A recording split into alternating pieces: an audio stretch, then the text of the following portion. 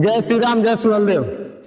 दोस्त मैं ब्रजेश राजभर, जो अभी एक नियम निकल के आया है यूजीसी, इसके बारे में आप नहीं जानते हैं तो हम बताना चाह रहे हैं कि जो पिछला वर्ग के जितने लोग हैं उनके लिए बहुत से बढ़िया है।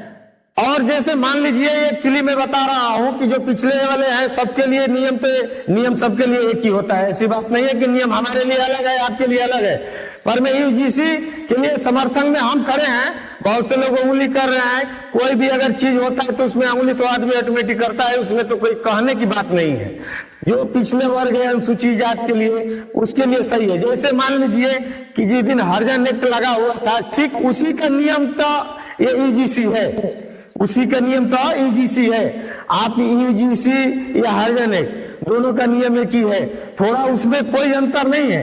अंतर इतना ही है कि आप इसमें छोटे वर्ग के जितने लोग हैं, आप सोच रहे हैं कि नहीं बड़े वर्ग के साथ में, नहीं, आप बड़े हैं तो बड़े ही रहेंगे, हम छोटे हैं तो छोटे रहेंगे।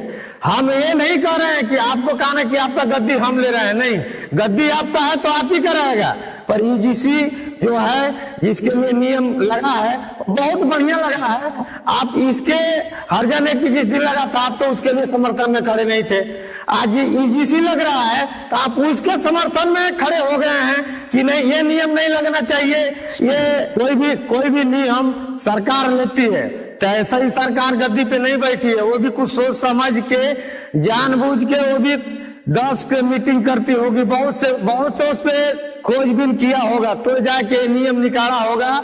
और उसके लिए यूजीसी इसीलिए लागू किया कि सरकार इतना बेकार नहीं है।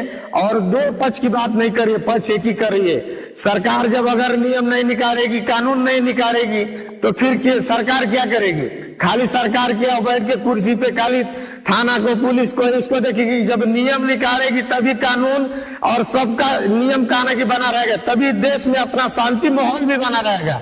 जब नियम ही नहीं रहेगा जिस देश का, देश में कहना कि नियम कानून नहीं रहेगा तो शांतिपूर्वक कहाँ बना रहेगा। जय श्री राम दोस्तों।